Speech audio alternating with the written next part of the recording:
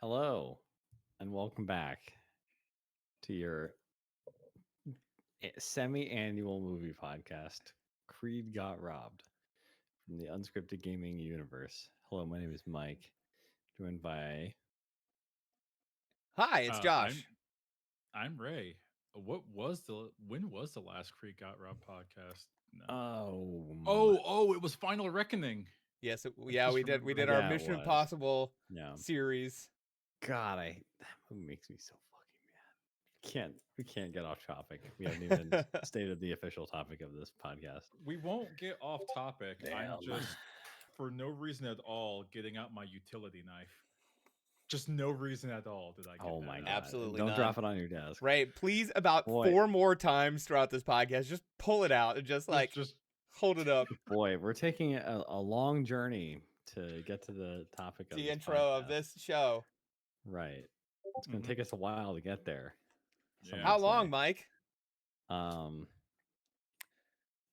Well, I have to spend 7 years hanging out on a beach with a beautiful woman who is not my wife, and Oh then no. 3 years to get home. So make it 10 probably. Because we're here to talk about Christopher Nolan's The Odyssey, which is a story that you've probably heard of if you are here, and is also a director if you're probably familiar with if you're here too. Can I Uh, interject really, really fast? I promise it'll be quick. I actually had 4 or 5 of my friends that have actually not heard or read the story The Odyssey. we're not And gonna make it.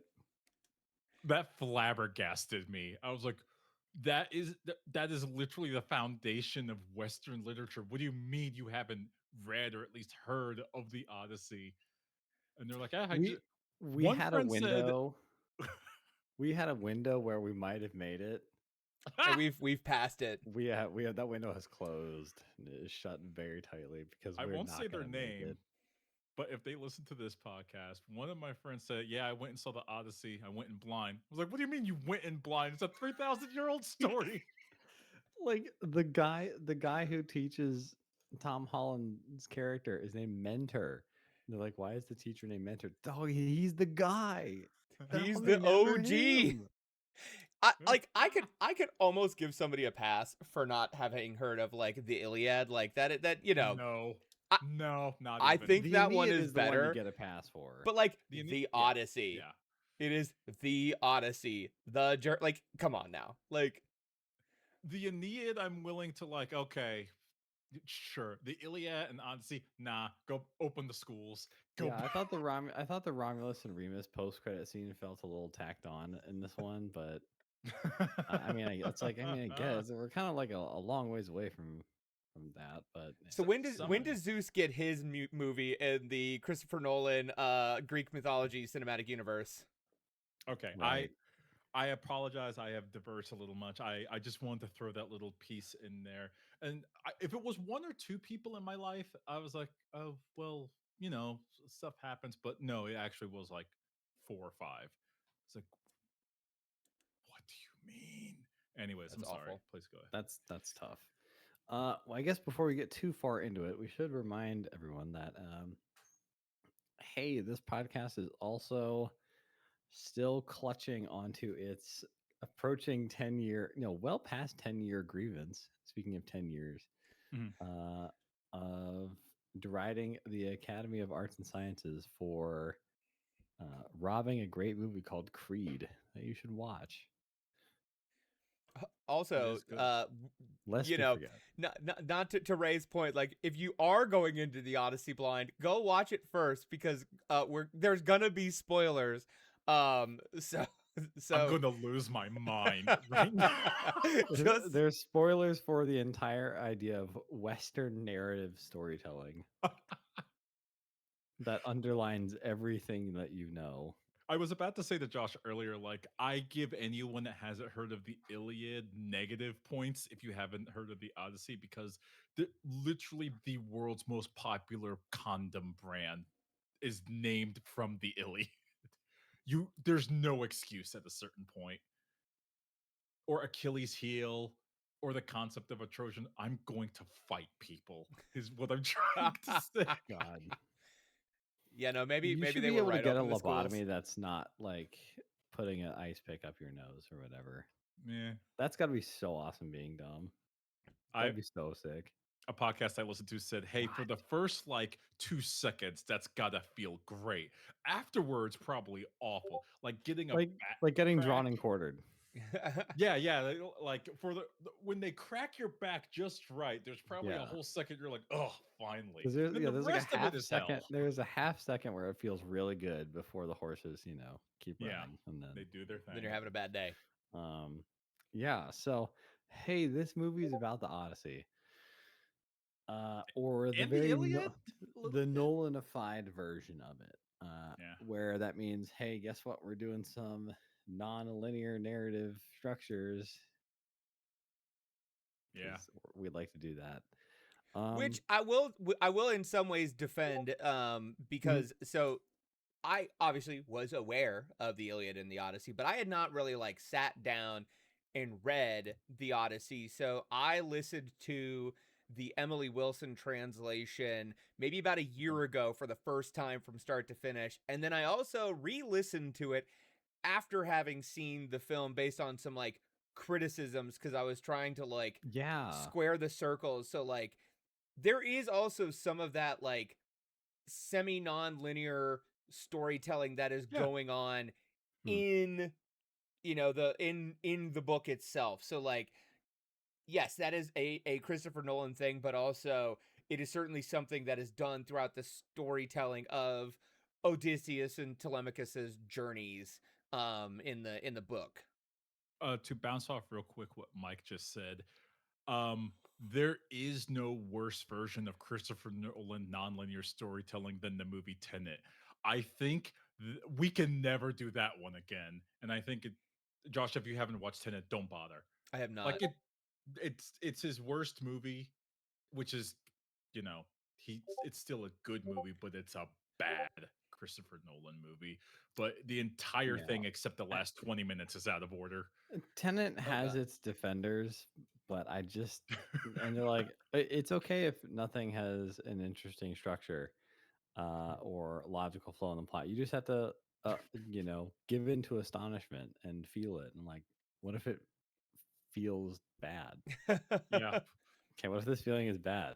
How about And that? what if you can't hear anything because Christopher Nolan hired like his three God, that's so cousins to be awesome. sound mixing? Forgot about that. I like Oh to think man. I know when it comes to like mixing our podcast, I'm not good at it because I don't have a bachelor's degree in sound mixing because that's a thing you can get.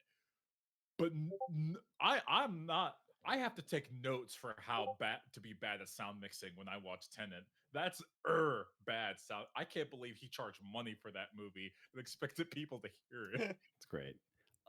Boy. So where do we start with this? I guess like one thing I kind of want to start with is and this is much hay was made of this leading up to and the release of the Odyssey Mhm. was the format. And Josh, I Yes. want to get your review of the IMAX 70 millimeter experience because you hopped over to the Your place I might Midwestern live city. nearby, my Midwestern city, yes, Yes. Yes. to So check I out left the my Midwestern city and drove to your Midwestern city to see the IMAX 70 millimeter experience. We were in the teens number of reels of the 40 or so that had been produced, and that was my first 70 millimeter IMAX experience. And honestly, I have to say, it was pretty incredible. It was overwhelming, especially some of the bright scenes. But I will say it was in the rare quiet section. Hearing the like click of the film reel behind me was pretty interesting. Pretty cool. Like remembering way back when, or thinking about old timey movies when they're showing a scene and you'd hear that film reel going. Yeah, I will the immersive experience of that screen, of that sound stage was very, very exciting for somebody. For me, it felt like, yes, this was worth the drive. This was worth the extra ticket cost. Like, I am glad I saw this way. Yeah, I think I agree. This is not my first foray into the medium, but I think of like the I guess I don't know if you have like the gimmick formats or like the premium, like the three. I think it is more interesting to me XD in terms of 4D. like versus like the 3D stuff. Uh, and I think it is very cool to. I think it uses it very well because just some of those scenes just like the landscape stuff is just so breathtaking and just it just feels colossal, which is just so cool. Now, I will Um, say, on another hand, I do have a problem with the idea of like this whole entire film was shot on those IMAX cameras and in that format, and as such, folks who are not on at minimum an IMAX screen, even if they're getting the digital projection versus the 70 millimeter, getting such a much more cut down experience. Like, I do think that there is something lost in the segmentation of how much of the frame is captured that is then able to be displayed for people. Like, I saw a couple folks who were mhm. like showing the differences in what you could see. And I do think that leaves something to be just like talked about in terms of like Yeah. these formats. Like, yes, you want to have a better experience, but like for it to be so degraded versus like just, I don't know, that sat with me in a weird way. As someone that did not see it in 70 millimeter, I just saw it in, if you will, basic IMAX. You mean beta IMAX? Beta IMAX, yeah, Mm. not alpha IMAX. I Tom so and to the say, Suitor Beggar IMAX. Plate liquor mm, IMAX. plate liquor. Liquor. um, the when I saw the screen comparisons online, because I did not know that there were I knew the entire movie was shot in 70 millimeter. I did not know it was intended to be watched in 70 millimeter IMAX. Like, that is the experience Christopher Nolan went for. And there are only 44 70 millimeter IMAX screens in the world, and 30 of them are in the United States. That's There's first world catering, and then there's like, hey, if you're in Australia, it's in one location in the entire continent of Australia, and it's just Melbourne. So if you live in Perth, I don't know. Fuck I you. guess you're. Go I fuck God yourself. help you anyway, probably. basically, and that's the only way to watch that. I can't, like, say I want to buy the Blu-ray or whatever, or the 4K Blu-ray. It's not the same. It's still cut down to 16 by 9. The scenes that were shot there, the full landscapes, I can't see those unless I see it on that specific film stock, Yeah. unless they're going to do some way where they like box in the Because sometimes screen. they do like, I mean, because we've even been doing like our kind of like a truncated MCU rewatch for Avengers, and like some of the later ones do have like a fuller, Mm. like a taller picture. So So does it like box it in on the sides or something like that, and say like, so this is taller and it's also still 16 by 9 somehow? yeah. We're going back to So the some of early widescreen, boxing mhm. to get things on the screen properly. At that point, I'll just watch it on my computer. You know what I mean? Because I Mhm. have this monitor over here is 4K, so I'll just like watch it over here with the same box size that I'm looking at you guys at that stage. It's a I get what you're saying, and you are right. That is a concession. Still odd. It's I don't besmirch him for doing it that way. I feel like maybe the better way to have done it might have been the Oppenheimer way, where like, hey, like, some of these scenes are shot in 70 millimeter IMAX, but most of the movie is shot in 16 by 9 basic, if you Which will, basic IMAX. I will also counter my own point of like, if, you know, artists like Christopher Nolan want to have a conversation about the need to have more of these projectors made and revitalize that technology and update it and have more Mhm. screens, a global phenomenon like this and a name like Christopher Mhm. Nolan doing something like this is the way you get to go to IMAX and say like, hey, Right. we need to have more of these.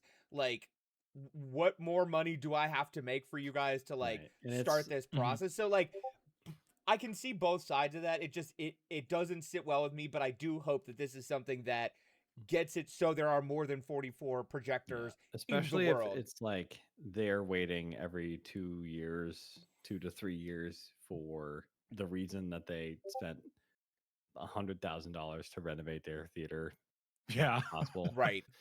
I one of the other things I think upon like letting this movie kind of sit with me for a couple days, Mhm. uh, you also can tell that the IMAX 70 millimeter cameras are one of the big limitations of them is that these things can run for like 3 minutes. So it's like 3 minutes in change Yeah. before they have to cut, Yeah. and they're also real fucking heavy. Yeah. And you can tell in a Yeah. lot of this movie where uh, There's a lot of sharp th- cuts. there's a lot of there is the camera does not move a lot. It is a very static thing in this movie. Mhm. What I would say compared to like um, I did not. I watched Disclosure Day when it came out a couple month or two ago. Mhm. I did not particularly love it. Uh, I get it. Spielberg trying to grapple with certain revelations of things that happen in the news. Um, and it's a movie about, hey, if we just watch the news, the world will change. And man, I wish, I wish that was true. But the camera is something that is super dynamic in that movie, and it's like zooming all over the place, and he's like chasing Josh O'Connor as he's like doing, like running behind the fence and like crawling under the bushes, and it's like super dynamic, and it's very alive in that movie. And in this movie, it is like very much not that. And so I think uh, I and this is something we can kind of come back to at the end of the podcast even Mhm. as for like a next Nolan project. I feel like I don't know how much more you could do with like it would be fun for him to maybe go to some back to something that is not such a cumbersome object to work with. I think I really like the movie that he made here. I think there's some really brilliant ideas in it. I just think we are kind of bumping at the edges of the hardware limitations of this stuff right now. And I Yeah. feel like in some ways that it could be seen as hurting the movie, but I think you can just kind of see it when you start to look for it. Um, but any art is about the limitations of its medium at the end of the day. Right. So, Yeah. Uh, the uh, anyways, the conversational cuts, especially when it's Mhm. supposed to be like there's so many shot, reverse shot, and you could tell that's as you said, you got 3 minutes, then you have to change out film, which some movies. Birdman comes to mind.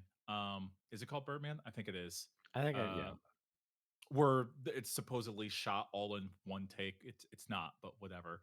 But just the audacity to try to have these like really long 10-minute takes is like impossible, at least presently with this format. And also, I was watching a post interview. Uh, is he Sir Nolan? I'll just call him Christopher Nolan. I didn't know if he was knighted or not. Christopher Nolan, where he said one of his bigger limitations was that you cannot make a 70 millimeter IMAX movie more than 3 hours long. And this movie is there. It is he two was hours. knighted, as Sir was his Christopher wife Nolan. and Okay. producer partner. Oh, and Mhm. Dame Nolan. All right. And so the movie is right there, but this is one of the few times where I will say this movie felt like it needed 20 more minutes. Like, and yes, the Homeric epic is told, if you were to sing it, is 24 hours, like long, and it's sung over the course of a festival of 3 days, 8 hours each by 3 different storytellers. So I'm not asking for that. But and yeah, there are some things that happen in the Odyssey that this movie just absolutely did not touch. Like the whole windbag scene when he gets that bag of wind and Yep. he gets to Ithaca and he's like, "Now, men, don't open that bag." He's like, "Oh, his men, oh man, there's some riches in that bag, isn't there? We're about to get to Ithaca. Let me go ahead and open this here bag." No. Yeah. Classic. Yeah, that is something that there is definitely more hijinks in terms of like his men just kind of being dirtbags and not listening to him a lot. Yeah. Like it it certainly happens in the movie, but like yeah, with the like it's just like, hey guys, we're almost home. Absolutely do not do this. Whoa. Do not do the one thing. There's so many times where Odysseus says, "Listen, I'm begging you guys, don't do this. Don't plug it in. Plug it in, click." And absolutely just plugs it in. Guys, I'm begging you, do not eat Apollo's cows. Do not eat the god of the sun's Man, cows. I loved at the end, when they got to that part. It's like you can't blame these guys. They're like, we're gonna fucking die anyway, man. We gotta fry up this bitch. Yeah, we might gotta as We're well fry have gonna a it up. die. We're fucking gonna die juicy with full ribeye before we're bellies. cooked. We are absolutely throwing this thing on the grill. Apollo be damned. You know that thing tasted so good too. Oh yeah. Oh, it You know that. probably Oh my tasted god. delicious. Yeah. After Forbidden like, God cow, are you kidding me? Forbidden God cow on the On the open Barbie. fire while your Oh, boss man. is sleeping? Well, making your boss mad. Oh, and then nothing you could have die been after. Oh sweeter. my god. Great. And No, then no. And Odyssey Well- just walking up like, I'm not mad, I'm just disappointed. And they're like, sorry, boss. It's so great. no, I love the line. Did you think you were gonna hide from Apollo? Well, we thought we'd hide from you. This is a good segue because what Okay. did you guys think about like? I know there's again much hated you about like the they don't stop. It's not historically accurate with how they sound. And I again, don't I think care. people are just like assume that they should be like talking like classic British or whatever. Right. It's like that's what I think you're asking for, really, which is not accurate at all. Yeah, they But I just really kind of loved it in a lot of weird ways. Like I love that Odysseus, aka Matt Damon, is like, Mhm. "Hey, his cheese is pretty good," Yeah. It or that he's like, "I love eating the lotus flower. Wait, it's good." it's so good. Like I Like, loved how regular he was, which just cracked me up. yeah, I had you no know, issue with it. I think especially anyone like that like brought that up was just not to Mhm. be taken seriously. because like, John Bernthal, he's not He's not John acting. Bernthal in this He's just movie. John Bernthal. He's just there talking. And like, but it does Let me tell honestly you something. yeah, it makes it I never felt like it took me out of the story or the dialogue. Like if Right. anything, it almost made it feel like it wasn't I think. too hoity. Like it wasn't too high on its own supply. Like it was the story of people living their lives and experiencing this story. Like the dialogue doesn't have to be grand for the tale to be grand in my opinion. Like Right. Like I think it makes sense that the brother of Agamemnon is kind of a dare I say shitbag. has chud energy. Yeah, Like 100%. it's so awesome. Like I just got back from watching the new Spider-Man today, and John Bernthal is doing the exact same thing in that movie, which is great. It's I think it works really well for what he does in this movie, And to I think play, the king of the nation that went to war for the egg-born beauty and the Punisher, kind of similar vibe. mm, Like yeah, I love the I armor of Agamemnon. It's so like stupid space marine, it's so big, good. Oh my God. giant. that It- the we've scene It's got so some good dumb. stuff I to get love there. it. I will real quick aside, that scene when they infiltrate the city and they open the door and it's just his armor there and he's like 3 feet taller than everybody else for just a second, just him, then Like everybody else demonic. comes into It's light. incredible. Oh God, I got chills. Like that was so good. He was much aura farming. Yes, he was truly aura farming there. Yeah, and that's the whole thing. It's Well, and I also think like to Mike, your point too about the dialogue, like having just re-listened to the Odyssey, like the way that they clip, obviously because it's in a very specific poetic style. Like I think if Mhm. they tried to like match kind of period specific dialogue or how it is in the book, like Like, the modern audience what is do you not going to want? relate to that, especially with like Right. as often as they're wailing and crying and repeating phrases. So like, and I think also too, if everybody's just like standard British or has like a fake Greek accent, I think all of those are going to take you out of it more. Right. If those things are done and done poorly, than just like these people existing and telling a story.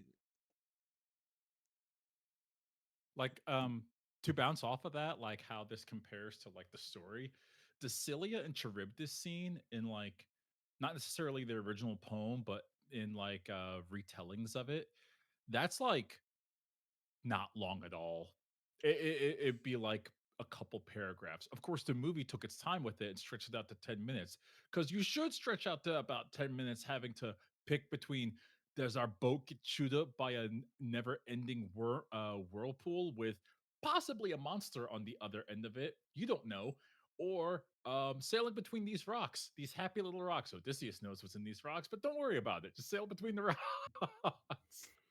Like it's fine, don't worry about it. Don't worry about it. I like how Odysseus knows, and he also talking about the Cilia part. He knows what's in the rocks, but he also knows I'm not gonna die.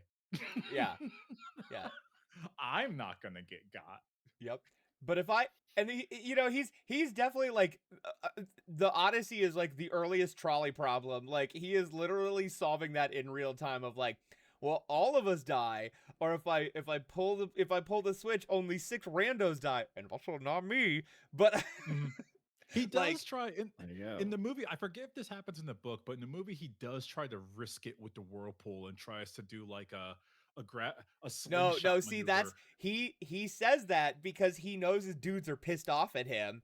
So he tells them So what you he think it was want. reverse He reverse psychology? psychology their asses. He knew that they were going to do the opposite of whatever he said. If he said go for the rocks, they'd have been like, "No, we could get around the whirlpool." You think that's what was happening? Okay, I think that's what happened. I could see that. I think Because okay, that's I why could see what you're saying. I forget the name of his first mate, but I think that's why he gets so mad at him of like, you didn't tell us what was gonna happen here. And he's like, I mean, what was I to do? So I think he reverse psychology them in that moment. I don't know what he was supposed to do. Yeah, in that it's it the obvious phrase caught between a rock and a hard place where that comes from. Once again, for people that haven't read the Odyssey, you're like missing like 3,000-year-old idioms and not Yeah. understanding where they come from. Let's see. Other, I guess just in general, other bits we really liked here, other things. Uh I What'd you like guys think of sorry. John? Oh yeah, John John Leguizamo, Leguizamo, He's honestly, the best like, actor in this movie. low key MVP of this movie. yeah, Yeah, he kind of absolutely. stole the show a little bit, and like, we have a mutual friend who was like, I couldn't not just be like, that's John Leguizamo, but also his performance was so good and his character was so good. Yeah. And they again, like everything, they took some liberties with like the way that character exists in the story and what they do in the epic versus the movie. But like, honestly, John Leguizamo's performance and character were just phenomenal. Yeah, I want I to be thought he was mean good. I thought and Anne Hathaway was really great. Yes. I think they might attempt some category fraud at the Oscars here, and uh, I kind of feel like she's a supporting actress in this movie, and they might campaign her for lead. Um, which I am just time wise, if I'm not sure, makes sense. But I think she did a really good job. I think I really enjoyed like her exuding power over this situation in a mhm, way that felt like kind of respectful of contemporary ideas, but also being frustrated that hey, I've been like in charge of this place for 20 years and no one seems to care about that. Like mhm. I appreciated her kind of balancing all of those ideas and also seeing I thought that scene with her and Robert Pattinson's like where you're seeing them through the loom that she's been like working on the whole time. Like I just thought that was really clever, like camera framing, and I think my Yeah. favorite bit in the whole movie, honestly. Mm. And I just really liked her performance. I thought it was really really great. Yeah, and I think Nolan's, like you were talking about, in the way that she is frustrated and projects her own power, I think makes Penelope even more like self-actualized in the Mhm. movie than it does in the book. Like in the book, I feel like she does default to Telemachus a lot more, and even some of the like that, they talk about how clever she is, and but the ideas of like at the end when they help determine that Odysseus is here, like she gets the inspiration from Athena rather than like her own self kind of deducing what's going on and being like, all right, I think I got a little Plansky here to Mhm. see what's going on and fuck all these dudes up. So like to me, I feel like they make her even more self-actualized and powerful and frustrated with her situation, um, than like even the Also, book would be. yeah, also love her being like, well, like when they are clearly younger, she's like, Odysseus, get the axes, do the thing, and she Yep. like he like shoots the arrow. She's like, yeah, Yeah, It's she's just, just having a grand old time. like She's it's like, like God, it's like it's just look at like a my cool. fucking It's like he husband. can. Look It's how like he's look. really good at beer pong or something, and Yep. it's so Yep. great. That's I think the framing for that is really fun. Yep. That's your college girlfriend like watching you crush it at a house party, and then Watching you like, bounce it into or like call like an island and just absolutely fucking drain it. yep, 100%, and then just Rodicius.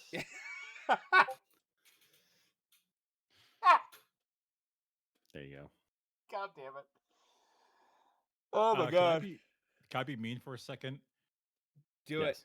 On the other end of the spectrum, didn't love Tom Holland's acting this entire movie. It's like here's John Leguizamo falling into a role, and I just forget he's John Leguizamo. And there's Tom Holland on the screen, making the face, going for like 2 minutes of screen time at a time. Bad Telemachus, boring Telemachus.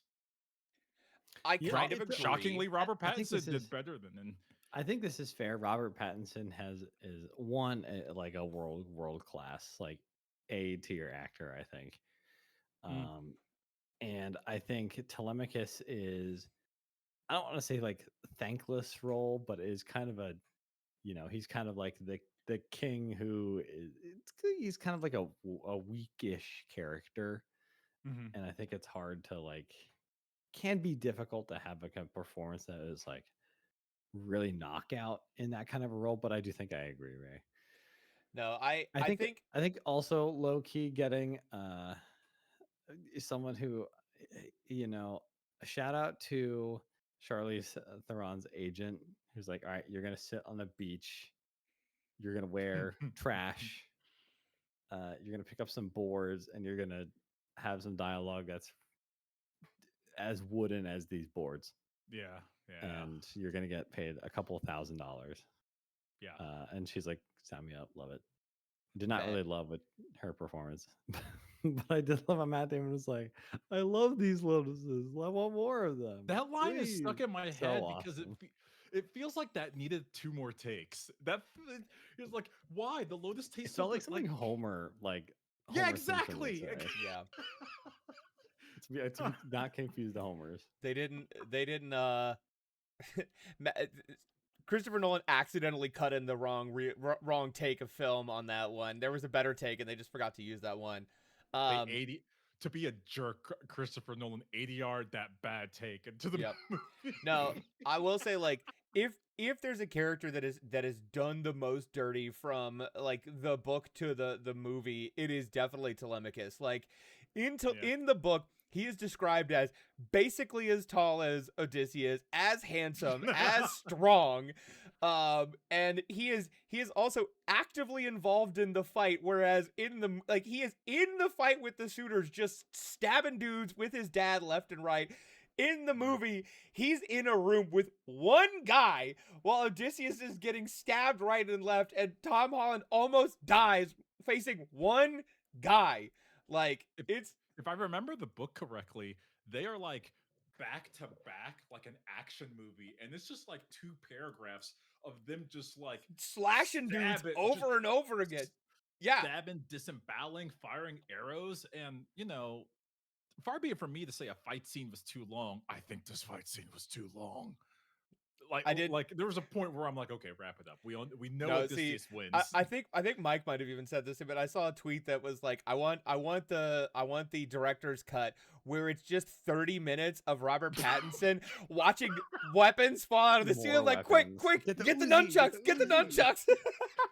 I just want to watch that for 30 Get the minutes. Gatling gun. Someone get the Gatling gun. That's Barrett's Like, machine gun. That's Barrett's Gatling gun. Go get it. Put it on my arm.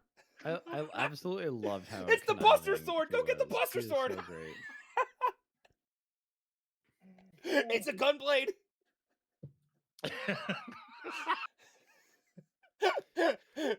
It's so great.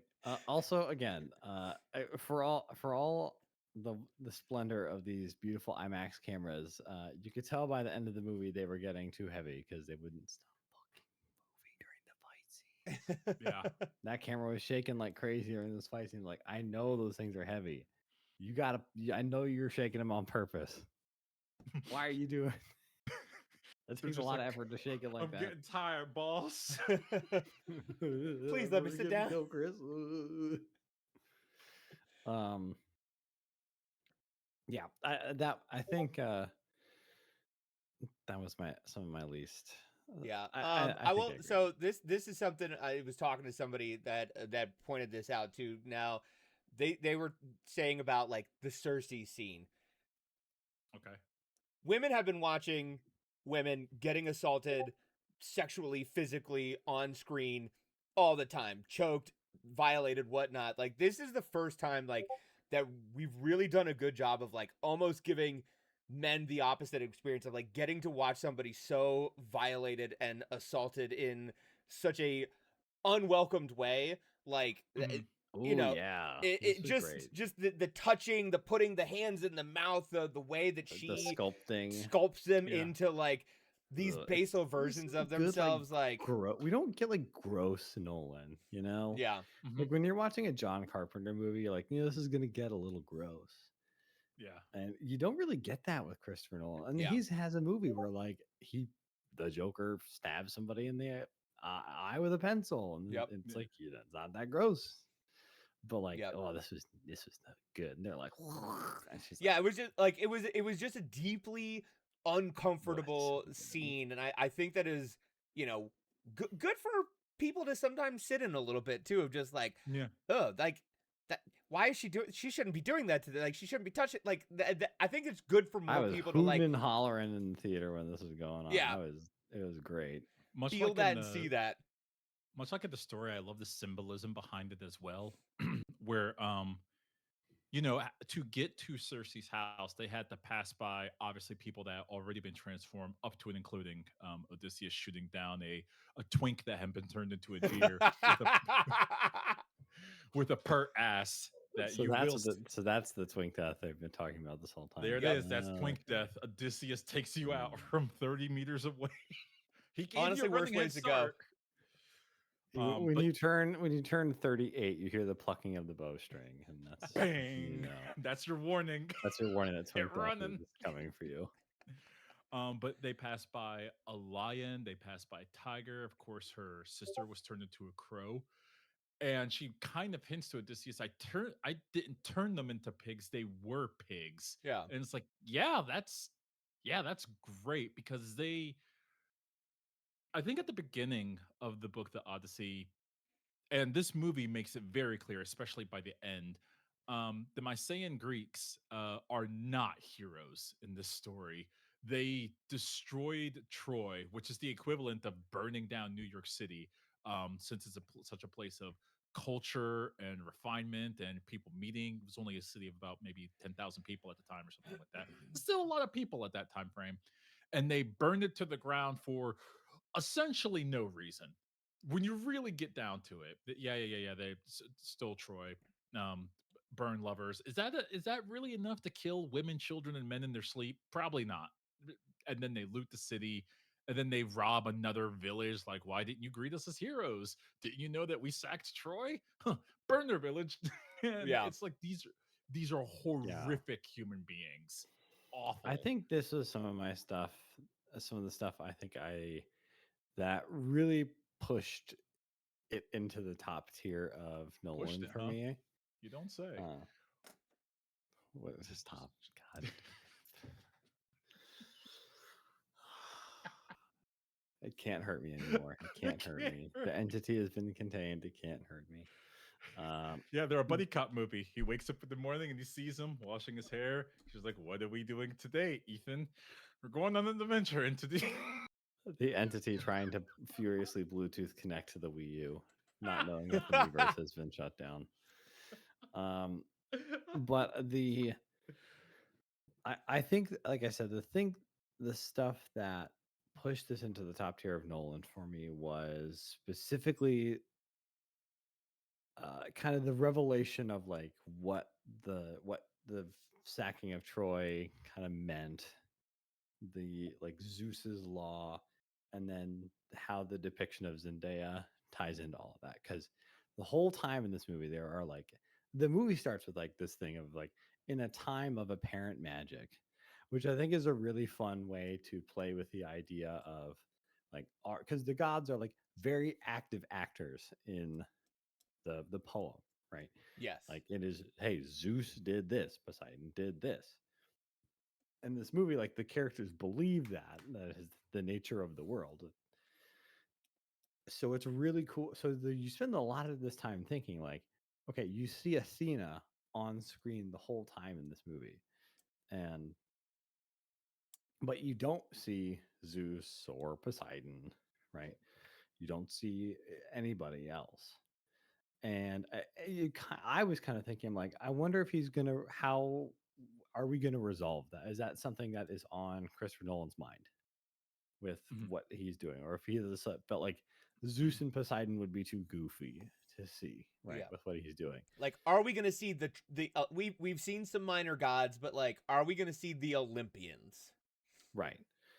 And then like when you get the final kind of, you really get to see what happens at Troy when he's back and kind of speaking to the Penelope through the screen, and you get the reveal that uh, Zendaya's was this like priestess or attendant at this temple of Athena, who happens off screen, but is beheaded in the sacking, and then like Athena and it's like, oh my god, like it's Oh, just a sorry. really cool idea that again Athena is the god of wisdom, and guilt being a kind of wisdom in some way, like a kind of a wisdom that was too late, or Mhm. or just kind of coming to terms with like what you have done, and that being his main, like that being the reason that that's why she's the god you see on screen. I was like, man, that's it's such a tight, really really succinct idea Yeah, because I mean, that just there's I summarizes took it the as a different entire way. thesis of the movie in one single like because shot, and it's it is just talking about like, dynamite. I yeah, loved it. is the victory by any means that Odysseus decides to like end this conflict, and the way that has upset the world, and now set him down with that guilt, like you said, Mike, of like, okay, hey, is the goddess Athena really here? Is she projecting this image of his guilt to talk to him, or is he literally just like having PTSD and like just processing all of this himself on this 10-year journey home? Like, whatever permutation of that is up, I think, up to your interpretation of what's going on there, and how the gods are portrayed, but Mhm. it is a very, very powerful moment for sure. There's a there's an analysis I watched 2 weeks ago about the Odyssey and and the Iliad, but mostly the Odyssey after I'd seen the movie. And one analysis said that in certain tellings of the Odyssey, you can very easily interpret that all of the adventures Odysseus goes on, because Josh, you've recently reread the book, Yeah. or at least an interpretation of the story. It starts off with just Odysseus talking to the king about many of his adventures, Yeah. and the king is just going along with it because, like, whoa, that sounds wild. It could be though that Odysseus just BSing the entire time because what actually happened is just repugnant. So like when he encounters the Cyclops, that could have been him and his men trying to overtake another village, but the village overrode them. And he doesn't want to tell that. So he says, "Nah, we got taken out by a Cyclops, it killed a couple of my men. That's actually what happened. Oh, yeah, the whole thing where my men got turned into pigs, that's him again taking over a village, and then they got humbled in some way, but he has to frame it. It was an interesting analysis of the way you can read the Odyssey, and the way I think Nolan tried to interpret it is he could be spinning a yarn, and since he's the only one that came back alive, who are you to tell him boo? Yeah, Yeah. I lost some men to a giant snake monster named Cilia. Really? Yeah, totally. And then the whole like he's stuck on an island for 7 years. Someone interpreted that as he cannot go home. He knows what he's done. He sat down and realized the Like crimes this, that he's committed, yeah. the weight of it all, and he's like, "What? I'm not a king. I'm barely a man. I've lost all of my men. What am I going home to?" And eventually, he just overcomes that somehow, some way. And this story is like the story a soldier like would make up and tell after like a particularly long deployment, and they realized, oh, I was the bad guy. Right. Well, Mhm. time to move to Argentina. All right, no, sorry. Hey, Hey. aha. No, but that reveal, Mike, that you're talking about, I thought that was Christopher Nolan playing with that sort of analysis and interpretation. He's not looking at Athena the entire time. He's looking at a woman that he wronged that was in charge of a church for no reason, and he cut off the statue head of Athena, and now he's linking the two in And his it's just head. it's so great because like, don't you guys? It's like you're like he says, it's 10 years of rage unleashed in one night. And it's like they're beheading the statue of Athena and they're killing the priestesses. It's like, don't you guys? They don't. It's like it doesn't even cross their mind that they also worship Athena Yeah, or like yeah. hold the same reverence for these same gods. And Yep. it's just it does it's just total There's a barbarism. there's a shared set of values here once you get past the perceived slight of Helen being kidnapped, and going beyond that as like, oh, there is a humanity that binds us together, and I'm the one who fucked it all. Right. Like it's really, I think it's a really fun idea, and it's especially very interesting that how in conversation this movie is with Oppenheimer Hmm. about someone creating an idea like the Trojan horse as a like destruction of the norms. Yeah. Yeah. Not to be reductive, but like the power of norms and what happens when we do not respect the norms, No, I don't think and that's reductive at all. I think that's what kind of world nailing that it. is, and do we want to live there or not? And it's like, uh-oh, bad news. This sounds kind of familiar. Yeah. Uh-oh. And again, especially very funny, Christopher Nolan likes to make movies about men who had a idea that worked really well and then kind of regret what they made. Regret doing it. Yeah. It's just Interesting. interesting that he's made that. Anyways, I'm excited for Avengers Doomsday. No, and I think the last thing kind of related to that too, and I really enjoyed, and I kind of like felt like this early on in the movie, but I still loved the tale Penelope had been hearing about Odysseus longer than she was hearing about Odysseus, because she was hearing about the people from the sea. Yeah. And the people from the sea were Odysseus and his crew, who at this point had been dead for Yeah. 7 years, but their exploits for that 3-year period before he ended up on Calypso's island were so prominent that like they still reached Ithaca and other places in the Greek world of like, these people are coming. The people from the sea had not been active for 7 years, and their exploits still like had gotten around of like, Echo this around, group is coming and they're coming soon. Well, that's because and Josh, you might relate to this. They violated the law of Xenia. And yeah, I know you do. Real quick, brief aside, 3 minute aside. You know when I moved to that city of Xenia, which is a place in Ohio that me and Josh grew up in for quite a bit of time. Great town. So every single person I knew there, and they're all liars because most people from Xenia are liars. I'm just throwing that out there. They all said, "Oh, Xenia is Shawnee. It means devil wind." I'm like, "Are you sure?" On the water Wow, tower, I it can't says wait.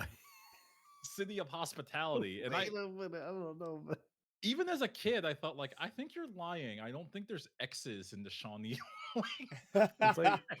it's very like I have Cherokee in my family, so Yeah, etc.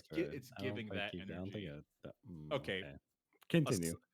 but tangent aside, the movie really is uh hammering home, nail on the head, that the policy of Xenia of like Zeus's law is whenever you come to someone's home, you give them a meal, you give them the option to spend the night, then they're on their way because expanding travel and what or expanding civilizations and whatnot. It's rough out there. Just be kind to people, and the suitors are taking advantage of the policy of Xenia. They come into Odysseus. Well, they come into the king and queen's castle every single night. Let me eat up all your food. Maybe I'll Yep. spend the night. I don't know. Let's get sloppy and wet up in here. Yep. And they even let the beggars in. Of course, they do because that's still a part of the policy. But uh, the entire team, the Mycenaean Greeks, they violated Xenia. They offered a peace offering in the form of a giant statued horse, and then they unleashed hell and the very last shot of the movie is Odysseus watching the horse burn, because much like in Oppenheimer, you have done something that can never be taken away. You have violated the sacred trust that we've all kind of agreed to. Yeah. No one can ever trust gigantic gifts from people ever again. I guess I don't know. We got the Statue of Liberty sitting over there, so I guess we can. It's Yep. Those situational. guys, the guys hiding inside that thing, got to be super old at this point. So I Oh, think they they're can waiting. take They're it. Yep. waiting for the day. Yeah. No, I and agree that completely. like what to your point too, and I heard somebody talking about how like, especially at this time period, like that idea of like Zeus's law and the hospitality of strangers is like, at this era, you go like more than a day away from your home, you are at the mercy of strangers every step of your journey because Yeah. of the logistics of travel and distances and networks and just how larger the world was because of the modes of travel and the communication available. Like, you get a couple Mhm. days from home, like the generosity of strangers is how you're going to survive. Otherwise, like, you can't have trade, and you can't have all the things that like make the Greek world able to exist in a time before telecommunications and powered travel. Like, And yeah, the Mycenaean Greeks attack Troy, and they're like, "Oops, sorry. Here, give this to your temple. Give this to your yep, gods." Ha ha! Sucker. We're gonna kill your family in their sleep. I guess. yep. Goodness. And I don't think enough is said about like how like they were there outside of the walls of Troy for 10 years, like a whole ass Yeah. decade. They just Mhm. sat out there, like having some skirmishes here and there, and like, oh, we gotta bring out Hector, and we gotta fight their champion. But like, it's just 10 years of just like Well, it's hanging on the because beach and doing war. his awesome space marine looking armor aside, Agamemnon is an idiot, and he said, "We're just gonna siege the city, And then he forgot. This is in the Iliad. He forgot to account that Troy has a seaport on the back of it, so that we're gonna besiege your city. We still have an open trade route out here, so you're besieging the beach, dumbass. All right, man. Okay, good luck. Yeah, and they just sat in their gates. They're like, they had battles back and forth, but eventually they're just like, okay, you killed Hector. No more fighting, I guess. Yeah, we'll just hang out inside. Good luck out there. Hope you guys got food. We got ship lanes going back and forth. They're bringing in food on the daily. I got some fresh We're turnips back here. You guys hungry? Yeah. We got salmon. We got cod. We got wheat. What you eating out there? Oh, Patroclus? Is that what you're eating? Oh man, don't go there.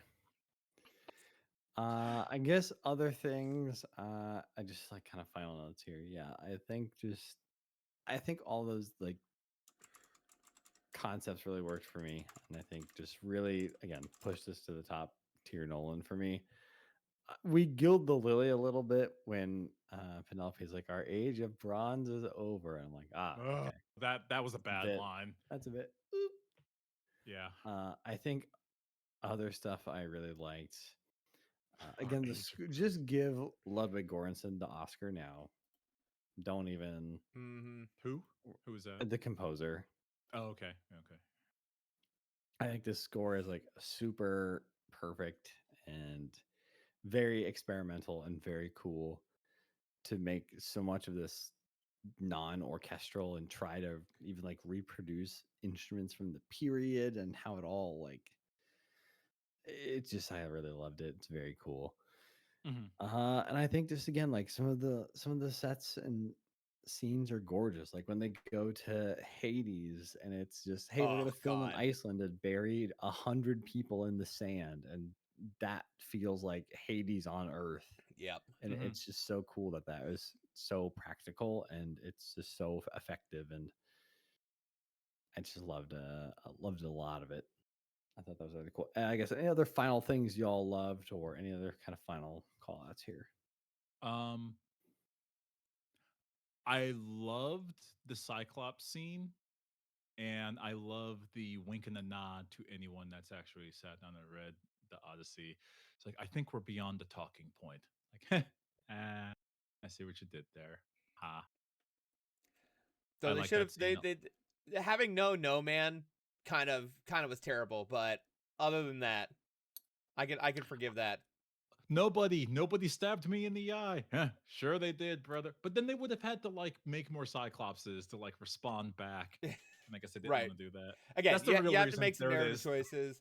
But yeah, no, that was I overall I think for a first 70 millimeter IMAX experience, like man, I really couldn't have asked for a better movie. I enjoyed it even more than I thought I was going to. My last I kind of don't know that I love everything Nolan's done, but hey, wink, Mike. Um, but yeah, no, I think overall great movie. I am glad I saw it. I cannot. This is a movie I will watch again, and I do not often feel that pull from movies to rewatch them. So like the fact that I know that I will at some point is it says a lot about it. Not my top three. I guess if I was to give it a thought of like where it stands in my Christopher Nolan movies, not my top three. I'm not even sure if it's my top five, actually. Interesting. Yeah, if Now that I I'm think about it, yeah, probably it does a lot of really cool things. I am still I'm still weighing the whole thing of like how I am still weighing the whole thing of I'm distracted by the knife because it's just there. I apologize. No, you don't. Why apologize for something that you meant to do? um, yeah, i- for me, I think it's let's see. Interstellar is still probably my number one, just in that's my my number heart. one. Yeah, And my head says it should probably be a different one, but my heart is Interstellar, I think. But I think this is up there in the Oppenheimer Inception tier. for me. I do like this better than Inception. Yeah, I'll give it that. I think for me, if it was like a Christopher Nolan ranking, it's like Interstellar, um, The Dark Knight Rises, OBS, um, Oppenheimer, uh, maybe Batman Begins, and if I'm feeling spicy, then yeah, that's where the Odyssey comes in. Down below at number 100 of Christopher Nolan movies is Tenet. I'm not tenant pilled. I just don't think I ever will be. I shouldn't have It to has its turn on. defenders, and I don't get it. I don't know. I think I just watched an okay movie, folks. Yeah, It's yeah. okay to really like an okay movie, but that doesn't mean it's secretly great. Sometimes a movie's just okay. You know what? I'm glad he got to film an experimental movie. Yeah, Sometimes they don't work. It's fine. It's cool. Wasn't for me. But that's the thing about experiments is that sometimes they don't work. yeah. But I did. That's not to say like, hey, of all the movies that Sir Christopher Nolan made, I think this is my fifth favorite one. Oh no, that's Where not. do you even think where do you think he goes next? Sorry, very last thing. What do you want? What do you think you want from the next Christopher Nolan thing? I'm selfish, and I would love for him to do another sci-fi epic, but he kind of knocked it out of the park with Interstellar, so maybe I don't want that. Um, he's done superhero movies, he's done sci-fi, he's done military, he's now done Homeric epics, he's done straight up just military movies with Dunkirk. I don't know. It's time That's for a him to good do a question. Western. Christopher Nolan Western. I'd watch Sure, a why not? Nolan Western. I was kind of thinking like, I mean, after Oppenheimer and Odyssey, it's like so epic. Yeah. It just, I would love for him to kind of go back to a smaller story or one at least told with less like apocalyptic grandeur, if that makes sense. Mm, Uh, you know, a lot of the Dark Knight is very Heat inspired, and yeah.